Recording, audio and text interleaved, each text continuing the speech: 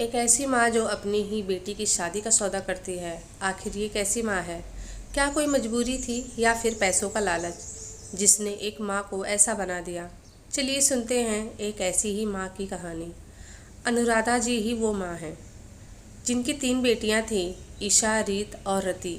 मनोरमा थी इनकी बुआ, जो अनुराधा के साथ इनके घर पे ही रहती थी, क्योंकि मरते वक्त मनोरमा के माँ बाप ने अनुराधा से वचन लिया था कि वो इसका ख्याल रखेगी। आज मनोरमा किचन में कुछ कर रही थी, तभी वहाँ अनुराधा जी आती हैं और कहती हैं, ये क्या कर रही हो तुम? अरे कुछ तो दया करो हम पर। दूध, बेसन, हल्दी मुंह में लगाने के लिए मैं नहीं लाती।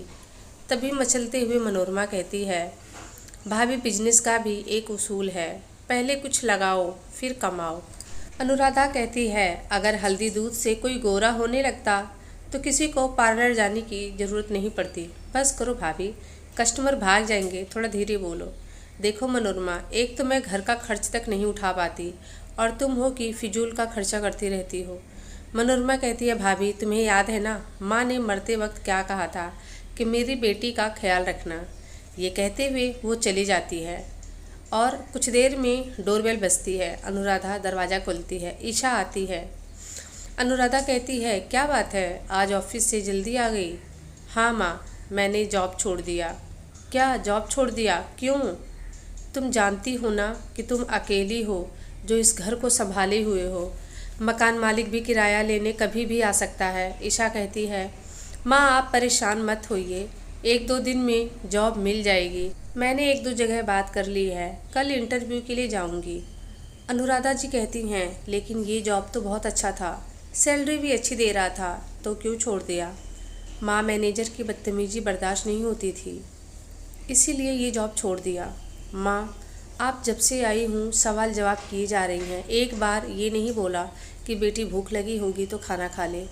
तभी अनुराधा कहती है, हाँ तो हाथ मुँह धो ले, मैं खाना लगाती हूँ। अगले दिन ईशा इंटरव्यू के लिए दूसरी कंपनी में जाती है, लेकिन कहीं कोई बात नहीं बनती। ईशा घर आ जाती है। माँ ईशा को देखकर समझ जाती है। तभी ईशा को कहती है, मुझे तो पहले से ही पता था कि इतनी आसानी से नौकरी नहीं मिलती, पहले दूसरी नौकरी पकड़ लेती तो इसे छोड़ देती। माँ तुरंत स्टार्ट हो गई थी। माँ कहती है, नौकरी सड़क पर थोड़ी ना दौड़ रही है जो तुम उसे पकड़ लोगी। माँ के लेक्चर से ईशा उदास हो गई थी। ईशा की छोटी बहन कहती है, माँ दीदी को थोड़ा आराम तो करने दो, जब से आई है आप शुरू हो गई हो। माँ कहती है, हाँ मैं तेरी बहन से चक्की चलवाती हूँ ना। माँ कहती है, तेरा बाप 3-3 बेटियों को मेरे सर छोड़कर चला गया, मैं घर में बर्तन मांज के तुम लोगों को पाल पोस कर बड़ा किया है, पढ़ाया लिखाया है। ईशा की बहन कहती है, तो माँ हम बड़े भी तो हो गए हैं ना, अब हम तीनों मिलकर कमाएंगे और आप आराम करना। ईशा अगले दिन फिर इंटरव्यू देने जाती है और ईशा को वो नौकरी मिल जाती है। ईशा कहती है, थैंक यू सर। ईशा घर पर सबको बताती है, मुझे जॉब मिल गई है। आज अनुराधा सीरियस है, उसने चारों को एक साथ बुलाया। मनोरमा, ईशा, रीत और रति सब उसकी एक आवाज़ पर इकट्ठा हो जाते हैं। अनुराधा कहती है, मैंने रीत के लिए लड़का देखा है, सोच रही हूँ उसकी शादी कर दूँ। तभी रीत कहती है, माँ ईशा दी मुझसे बड़ी हैं, पहले उनकी शादी होनी चाहिए। अनुराधा, मेरे तो कर्म ही फूट गए हैं, मेरी तो कोई बात सुनता ही नहीं। ईशा अपनी माँ को चुप कराने लगी और कहने लगी, इस घर में कोई कमाने वाला तो है नहीं, इतने लोग, घर और एक छत, कौन देखेगा, कौन खर्चा उठाएगा? तभी रीत ने कहा, माँ अगर इस घर के खर्चे और परेशानियाँ कम नहीं होंगी तो क्या आप ईशा दीदी की शादी कभी नहीं करोगी? मनोरमा ने रीत को प्रोत्साहन दिया और कहा, हाँ भाभी ये तो गलत है, ईशा आप 27 साल की हो रही है, आखिर उसकी शादी कब करोगी आप? अनुराधा अपनी बेटियों से कहती है कि जब तक तुम सब कमाओगी नहीं तब तक मैं ईशा की शादी नहीं करूँगी। इतने में डोरबेल बजती है, सब चौंक जाते हैं। अनुराधा दरवाज़ा खोलती है, सामने मकान मालिक को देखकर डर जाती है, क्योंकि घर का किराया नहीं दिया था। अनुराधा कहती है, अरे भाई साहब मैं बस आने ही वाली थी। मकान मालिक कहता है, अगर पैसे नहीं हैं तो मेरा घर खाली कर दो। मकान मालिक वार्निंग देकर चला जाता है और कहता है, मुझे कल तक पैसे चाहिए। इधर ईशा तैयार होकर ऑफिस के लिए निकल जाती है। ईशा को प्यून कहता है, आपको सर ने केबिन में बुलाया है। ईशा, मे आई कमिंग? Yes please. आप मिस ईशा हैं? Sit here. ईशा बैठ जाती है। रुद्र ईशा का बॉस कहता है, ईशा तुम रिसेप्शन वाली जॉब के अलावा और क्या काम कर सकती हो, मतलब कंप्यूटर में नॉलेज है। ईशा हाँ में जवाब देती है। रुद्र गुड कहता है और ईशा को कहता है, बाहर जाओ, राकेश तुम्हें तुम्हारा केबिन दिखा देगा और काम भी समझा देगा। ईशा अपनी जगह पर चली जाती है। राकेश ईशा को सब काम समझा देता है और कहता है, अगर कोई प्रॉब्लम हो तो पूछ लेना। ईशा के फ़ोन पर एक कॉल आता है, वो उसकी माँ का।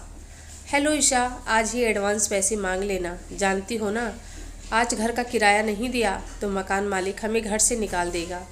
ईशा, माँ आज मेरा पहला दिन है, कैसे एडवांस पैसे मांग लूँ। माँ कहती है तो ठीक है, तेरे सर से मैं बात कर लेती हूँ।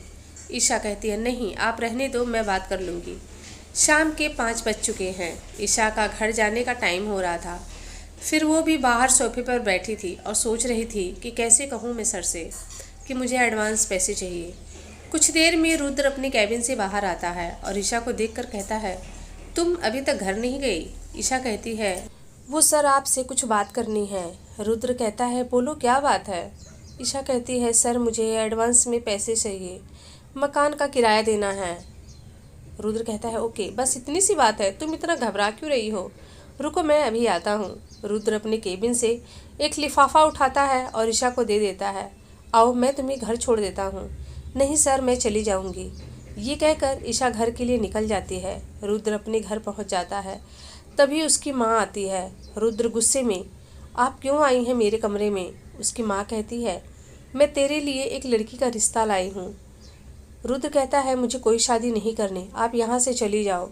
जब मैं छोटा था तब आप मुझे छोड़कर चली गई थी, तो अब क्या करने आई हो। उसकी माँ कहती है, बेटा उस वक्त मेरी मजबूरी थी, तुम्हारे पापा से रिश्ता तोड़ना बहुत ज़रूरी था मेरे लिए। रुद्र कहता है, इसमें लेकिन मेरी क्या गलती थी जो आप मुझे छोड़कर चली गई और कभी पीछे मुड़कर भी नहीं देखा। रुद्र अपनी माँ को जाने के लिए कहता है। इधर ईशा घर पहुँच जाती है और उसकी माँ तुरंत पूछती है, पैसा मिला। रीत कहती है, माँ वो अभी थकी हारी आई है, उसे थोड़ा सांस तो लेने दो। तभी ईशा कहती है, हाँ मिल गई सैलरी। ईशा की माँ कहती है, कितना मिला। ईशा कहती है, 20,000। अनुराधा ईशा की माँ कहती है, इतने में क्या होगा, 5,000 तो मकान का किराया ही निकल जाएगा, बाकी महीने का खर्चा कैसे चलेगा। ईशा कहती है, ज़रा आप ये तो सोचो कि एक बार कहने पर ही उन्होंने मुझे पैसे दे दिए और अगर मना कर दिया होता तो हम क्या कर पाते। ईशा की माँ कहती है, वो भला आदमी लग रहा है, तभी तो पहले ही दिन सैलरी दे दिया। ईशा की माँ बहुत खुश होती है। रुद्र अपने दोस्त अनुज को कहता है कि ईशा के बारे में कुछ पता करे, वो कहाँ रहती है, उसकी फैमिली में कौन कौन है। अनुज सब कुछ पता कर लेता है लेकिन वो रुद्र को कुछ नहीं बताता। आखिर क्यों। अनुज को ईशा बहुत पसंद आ गई थी और अनुज को ये लग रहा था कि रुद्र कहीं ईशा से शादी करने का तो नहीं सोच रहा है, क्योंकि रुद्र की माँ उसकी शादी अपने पसंद की लड़की से करवाना चाहती है और रुद्र उसकी माँ की पसंद की लड़की से शादी नहीं करना चाहता। वो अपनी माँ से नफरत करता है, इसीलिए उसने ईशा के बारे में पता करने को कहा था। ईशा बेचारी भोली भाली, दुखों की मारी, ऊपर से माँ का टॉर्चर। अनुज ने चुपके से ईशा की माँ से बात करने की कुछ सोची। इधर रुद्र भी ईशा के पीछे परेशान था। अनुज जब तक ईशा की माँ से बात करता उससे पहले ही रुद्र अनुराधा तक पहुँच गया। अनुराधा को वैसे भी पैसा चाहिए था। रुद्र अनुराधा जी से ईशा की शादी का सौदा करना चाहता था। ऐसा क्यों था, इस बात की खबर किसी को नहीं थी।